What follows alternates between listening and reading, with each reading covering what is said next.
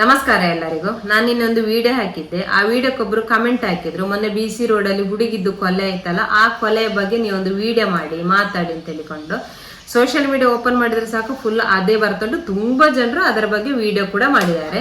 ಯಾರು ಏನೇ ವಿಡಿಯೋ ಮಾಡಿದ್ರು ಕೂಡ ಅದರಿಂದ ಯಾವುದೇ ಉಪಯೋಗ ಇಲ್ಲ. ನಾವೀಗ ಒಂದು ಅಥವಾ ಎರಡೋ ವಿಡಿಯೋವನ್ನು ಹಾಕ್ತೇವೆ, ನಮ್ಮ ವಿಡಿಯೋ ಲಕ್ಷ ಓಡ್ತದೆ ಬಿಟ್ರೆ ಅದರಿಂದ ಯಾವುದೇ ಪ್ರಯೋಜನ ಇಲ್ಲ. ನೋಡಿಬೇಕಿದ್ರೆ ಅವನು 1 ವರ್ಷದ ಒಳಗಡೆ ಹೊರಗೆ ಕೂಡ ಬರ್ತಾನೆ, ರಾಜನಾಗೆ ತಿರುಗಿಕೊಂಡು ಇರ್ತಾನೆ. ನಾವು ಸುಳ್ಳೆದವರು ಈ ತರ ಕೊಲೆಯನ್ನು ನೋಡ್ತಾ ಇರೋದು ಇದು ಫಸ್ಟ್ ಟೈಮ್ ಅಲ್ಲ, ಇದು 2ನೇ ಕೊಲೆ.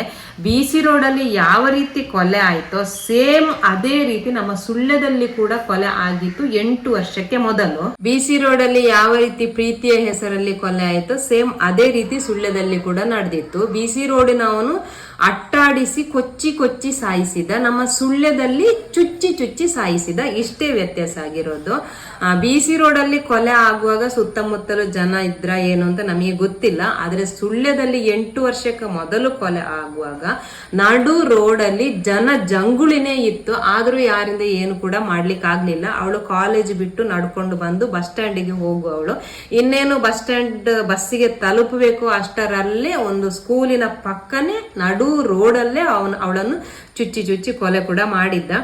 ಪಕ್ಕದಲ್ಲೇ ಸ್ಕೂಲ್ ಇತ್ತು. ಆ ಸ್ಕೂಲಿಂದ ಮಕ್ಕಳನ್ನು ಕರ್ಕೊಂಡು ಹೋಗ್ಲಿಕ್ಕೆ ಆಟೋದವರು ಬಂದು ಸಾಲು ನಿಂತುಕೊಂಡಿದ್ರು, ಪೇರೆಂಟ್ಸ್ಗಳು ಬಂದಿದ್ರು.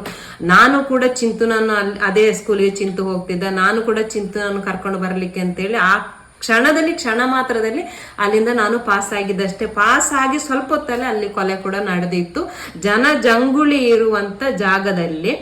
ಆದರೆ ಅವನನ್ನು ಕ್ಷಣ ಮಾತ್ರದಲ್ಲಿ ಅರೆಸ್ಟ್ ಕೂಡ ಮಾಡಿದ್ರು. ಅರೆಸ್ಟ್ ಮಾಡಿ 1 ವರ್ಷನ ಜೈಲಲ್ಲಿ ಇದ್ದು ಅವನನ್ನು ಮಾನಸಿಕ ಅಸ್ವಸ್ಥ ಅಂತ ಹೇಳುವಂತ ಪಟ್ಟ ಕಟ್ಟಿ ಅವನನ್ನು ಹೊರ ಕೂಡ ಕರ್ಕೊಂಡು ಬಂದು ಈಗ ಅವನು ರಾಜನಾಗಿ ತಿರುಗಿಕೊಂಡು ಕೂಡ ಇರ್ತಾನೆ. ಸೇಮ್ ಅದೇ ತರ ನೋಡಿ ಈಗ BC ರೋಡಲ್ಲಿ ಯಾವ ರೀತಿ ಆಯ್ತು ಅವನು ಕೂಡ ಹಾಗೇನೆ 1 ವರ್ಷ ಎಲ್ಲ ಹೊರಗಡೆ ಬರ್ತಾನೆ, ಅವನು ರಾಜನಾಗೆ ತಿರುಗಿಕೊಂಡಿರ್ತಾನೆ. ಈಗ ಕಾನೂನಿನ ಭಯನೇ ಇಲ್ಲ. ಮೊದಲಿನಾಗೆ ಕಾನೂನು ಇರ್ಬೇಕಿತ್ತು. ಪೊಲೀಸ್ ಅಂತ ಹೇಳೋ ಒಂಥರ ಗಡಗಡ ನಡಗ್ತಿದ್ದೆವು ನೋಡಿ, ಆ ತರ ಭಯ ಇರ್ತಿದ್ರೆ ಈ ತರ ಕೊಲೆಗಳು ಆಗ್ತಿರ್ಲಿಲ್ಲ.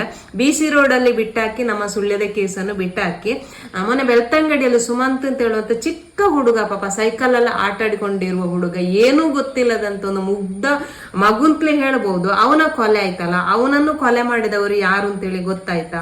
ಆ ಕೊಲೆಗಡುಕರನ್ನು ಹಿಡಿದ್ರ, ಅವರಿಗೆ ಶಿಕ್ಷೆ ಆಯ್ತಾ? ಯಾರು ಅಂತೇ ಗೊತ್ತಾಗ್ಲಿಲ್ಲ ಅಲ್ಲ. ಇಲ್ಲಿ ಎಲ್ಲಿಂಟು ಕಾನೂನು ಅಂತ ಹೇಳುವಂಥದ್ದು? ಯಾರು ಎಷ್ಟೇ ಮಾತಾಡಿದ್ರು ಕೂಡ ಏನು ಪ್ರಯೋಜನ? ಸುಮಂತಿನ ಕೊಲೆ ಕೇಸಲ್ಲಿ ಎಷ್ಟು ಯೂಟ್ಯೂಬರ್ಸ್ನವರು, ಎಷ್ಟು ಮೀಡಿಯಾದವರು, ಎಷ್ಟು ಜನರು ಅದರ ಬಗ್ಗೆ ವಿಡಿಯೋ ಮಾಡಿದ್ರು, ಮಾತಾಡಿದ್ರು, ಗೊತ್ತಾಯ್ತಾ ಯಾರು ಅಂತ ಹೇಳುವಂಥದ್ದು? ಈಗ ನೋಡಿ, ಈಗ BC ರೋಡಲ್ಲಿ ಕೊಚ್ಚಿ ಅವನು ಕೊಲೆ ಮಾಡಿದಾನೆ. ಅದನ್ನೆಲ್ಲ ಪಾಪ ಸುಮಂತನ ತಂದೆ ತಾಯಿ ನೋಡುವಾಗ, ಅಥವಾ ನಮ್ಮ ಸುಳ್ಯದಲ್ಲಿ ಅವರು ಕೊಲೆ ಆದ ಹುಡುಗಿಯ ತಂದೆ ತಾಯಿ ಎಲ್ಲ ನೋಡುವಾಗ ಅವ್ರಿಗೆ ಎಷ್ಟು ಬೇಜಾರಾಗ್ಲಿಕ್ಕಿಲ್ಲ. ನನ್ನ ಮಗನನ್ನು ಕೂಡ ಇದೇ ತರ ಅಟ್ಟಾಡಿಸಿ ಹೊಡೆದು ಕೊಂದಿರ್ಬೋದೇನೋ, ಅವರ ಮನಸ್ಸಿಗೆ ಎಷ್ಟು ನೋವಾಗಿರ್ಲಿಕ್ಕಿಲ್ಲ. ಈಗ ನಿಜವಾಗಿ ನಾವು ಹೇಳ್ತೇವೆ ವಿಡಿಯೋ ಮಾಡುವಾಗ, ಪಬ್ಲಿಕ್ಗೆ ಕೊಡ್ಬೇಕು, ಹಾಗೆ ಸಾಯಿಸ್ಬೇಕು ಅವನನ್ನು, ಹೀಗೆ ಸಾಯಿಸ್ಬೇಕು, ಹೇಗೆ ಅವನು ಅಟ್ಟಾಡಿಸಿ ಕೊಚ್ಚಿ ಕೊಂದಿದಾನ ಅದೇ ರೀತಿ ನಾವು ಕೂಡ ಕೊಲ್ಬೇಕು, ಹೊಡೆದುಕೊಳ್ಬೇಕು ಅಂತ ನಾವು ವಿಡಿಯೋದಲ್ಲಿ ಹೇಳ್ತೇವೆ. ವಿಡಿಯೋದಲ್ಲಿ ಹೇಳಲಿಕ್ಕೆ ಮಾತ್ರ ಅದು ಸುಲಭ ಅಲ್ಲದೆ ನಮ್ಮ ಕೈಯಿಂದ ಅದನ್ನು ಏನು ಕೂಡ ಮಾಡ್ಲಿಕ್ಕೆ ಆಗುದಿಲ್ಲ. ಈಗ BC ರೋಡಲ್ಲಿ ಅವನು ಕೊಂದೇನ, ಅವನನ್ನು ತಂದು ನಮ್ಮ ಪಬ್ಲಿಕ್ ಆಗಿ ನಮ್ಮ ಕೈಗೆ ಒಪ್ಪಿಸ್ತಾರೆ ಅಂತ ಇಟ್ಟುಕೊಳ್ಳಿ. ಅದೇ ತರ ಈಗ ಲಾವಣ್ಯನನ್ನು ಹೇಗೆ ಅಟ್ಟಾಡಿಸಿ ಅವನು ಹೊಡೆದುಕೊಂಡ, ಅದೇ ರೀತಿ ನಮಗೆ ಅವನನ್ನು ಕೊಲ್ಲಿಕ್ಕೆ ಸಾಧ್ಯ ಇಲ್ಲ. ಯಾಕೆ ಅಂತ ಹೇಳಿದ್ರೆ ನಮಗೆ ಮಾನವೀಯತೆ ಜಾಸ್ತಿ. ಆ ತರ ಕೊಲೆ ಮಾಡ್ಬೇಕು ಅಂತ ಹೇಳಿದ್ರೆ ಅಂತ ನರರಾಕ್ಷಸರೇ ಆಗ್ಬೇಕಲ್ಲದೆ ನಮ್ಮಂತವ್ರಿಗೆ ಅದು ಸಾಧ್ಯನೇ ಇಲ್ಲ. ನಮ್ಮ ಕೈಗೆ ಪಬ್ಲಿಕ್ಗೆ ತಂದು ಕೊಡ್ತಾರೆ, ಹೊಡೆದು ಅವನನ್ನು ಸಾಯಿಸಿ ಅಂತ ಹೇಳ್ಕೊಂಡು 4 ಜನರು ಹಿಡ್ಕೊಂಡು ಬಾರಿಸ್ತಾರೆ. ಅಷ್ಟೊತ್ತಿಗೆ ಇನ್ನೊಬ್ರು ಬರ್ತಾರೆ. ಅಲ್ಲಿ ಇನ್ನೊಬ್ರು ಬಂದು ಇವನು ಕೂಗುದು ಬೊಬ್ಬಾಕುದು ನೋಡುವಾಗ ಬೇಡ ಹೊಡಿಬೇಡಿ, ಅವನಿಗೆ ಕಾನೂನಿನ ಕೈಯಲ್ಲಿ ಕೊಡುವ ಅಂತೇಳಿ ಹೇಳಿ ಅವನನ್ನು ಬಿಡಿಸ್ತಾರೆ, ಪೊಲೀಸರಿಗೆ ಒಪ್ಪಿಸ್ತಾರೆ. ಇಷ್ಟೇ ಆಗುದಲ್ಲದೆ ನಾವು ವಿಡಿಯೋದಲ್ಲಿ ಹೇಳ್ಬೋದು, ಅವನನ್ನು ಪಬ್ಲಿಕ್ಗೆ ಕೊಡಿ, ಹಾಗೆ ಮಾಡುವ ಹೀಗೆ ಮಾಡುವ ಅಂತ ಹೇಳ್ಕೊಂಡು ಏನು ಕೂಡ ಮಾಡ್ಲಿಕ್ಕೆ ಸಾಧ್ಯ ಇಲ್ಲ. ಕಾನೂನು, ಬಲವಾದ ಕಾನೂನು ಬರಬೇಕು ಇದಕ್ಕೆಲ್ಲ, ಆಗ್ಲೇ ಇದಕ್ಕೊಂದು ನಾಂದಿ ಅಂತ ಹಾಡ್ತದೆ ಹೊರತು ಇನ್ನೇನು ಕೂಡ ಆಗುದಿಲ್ಲ. ಈಗ ಪೊಲೀಸ್ ಸ್ಟೇಷನ್ ಕೂಡ ಹೇಗೆ ಆಗಿದೆ ಅಂತ ಹೇಳಿದ್ರೆ, ನಾವು ಒಳ್ಳೆ ಯಾವುದೋ ಒಂದು ಆಫೀಸಿಗೆ ಹೋಗ್ತೇವಲ್ಲ ಆ ರೀತಿ ಆಗಿದೆ. ಪೊಲೀಸ್ನವರಿಗೆ ಕೂಡ ಈಗ ಹೆದರಿಕೆ ಆಗಿದೆ. ಈ ಸೋಷಿಯಲ್ ಮೀಡಿಯಾ ಜಾಸ್ತಿ ಆದ ಕಾರಣ ಪೊಲೀಸ್ನವರು ಕೂಡ ಜಾಸ್ತಿ ಗದರಿಸ್ಲಿಕ್ಕೆ, ಬೈಲಿಕ್ಕೆ ಪೊಲೀಸ್ನವರು ಕೂಡ ಈಗ ಹೆದರ್ತಾರೆ. ಈಗ ನಾವು ಏನಾದ್ರೂ ಒಂದು ಕಾರಣಕ್ಕೆ ಈಗ ಸ್ಟೇಷನಿಗೆ ಹೋದ್ರೆ ಮೊದಲೆಲ್ಲ ಹೇಗೆ ಅಂತ ಹೇಳಿದ್ರೆ ಸ್ವಲ್ಪ ಜೋರ್ ಮಾಡಿ ಏನಮ್ಮ ಆ ತರ ಹೆದರಿ ಹೆದರಿಸಿ ಕೇಳ್ತಿದ್ರು ಯಾಕೆ ಬಂದದ್ದು ಅಂತ ಹೇಳ್ಕೊಂಡು. ಈಗ ಪೊಲೀಸ್ನವರು ಕೂಡ ಹಾಗೆಲ್ಲ, ಏನ್ ಮೇಡಮ್ ಯಾಕೆ ಬಂದ್ರಿ, ಕೂತುಕೊಳ್ಳಿ ಅಂತ ಚೇರ್ ತೋರಿಸ್ತಾರೆ.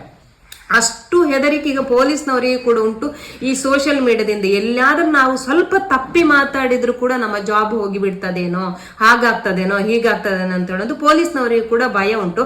ಹಾಗಾದ ಕಾರಣ ಈಗ ಕೊಲೆ ಮಾಡುವವರಿಗೆ ಅವರಿಗೆ ಇವರಿಗೆ ಯಾವುದೇ ಭಯ ಇಲ್ಲ, ಏನು ಆಗುದಿಲ್ಲ, ವರ್ಷದೊಳಗೆ ನಾನು ಹೊರಗಡೆ ಬರ್ತೇನೆ, ನನ್ನನ್ನು ಬಿಡಿಸ್ತಾರೆ ಅಂತ ಹೇಳುವಂತ ಒಂದು ಅವರಿಗೆ ಧೈರ್ಯ ಇರ್ತದೆ. ಅದಕ್ಕೋಸ್ಕರ ಈ ತರ ಕೊಲೆಗಳನ್ನು ಮಾಡ್ತಾರೆ. ಈಗ ಮೊದಲೆಲ್ಲ ನೋಡಿ, ನಾವು ಕಾಕಿಯನ್ನು ನೋಡುವಾಗ ಹೆದರಿ ಓಡ್ತಿದ್ದೇವಲ್ಲ, ಪೊಲೀಸ್ ಅವರು ಫಾರೆಸ್ಟರ್ ಆದ್ರೆ ಆಗ್ಬೋದು, ಗಾರ್ಡರ್ ಆದ್ರೆ ಆಗ್ಬೋದು, ಯಾರಾದ್ರೆ ಆಗ್ಬೋದು, ಕಾಕಿ ನೋಡುವಾಗ ಹೆದರಿ ಓಡ್ತಿದ್ದೆವು.